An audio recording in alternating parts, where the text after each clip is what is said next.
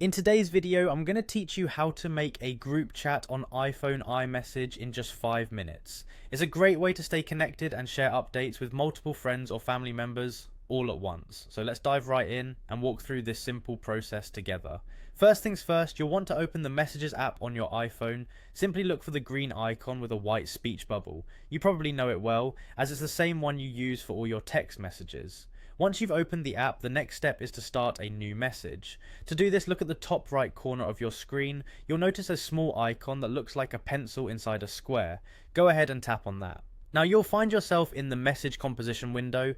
This is where you'll set up your group by adding participants. In the To field, you can start typing the names or phone numbers of the people you want to include in your group chat. If you've saved them in your contacts, their information should pop up automatically for you to select.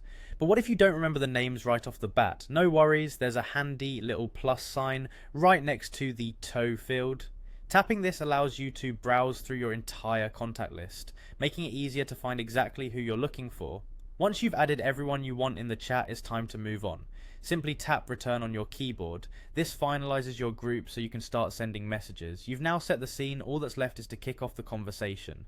Go ahead and type your first message in the message field at the bottom of the screen. It could be a friendly hello or maybe even scheduling a get together.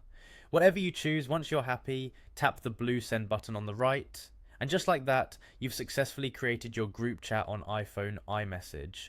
Remember, this space now allows everyone to exchange texts, photos, and even videos.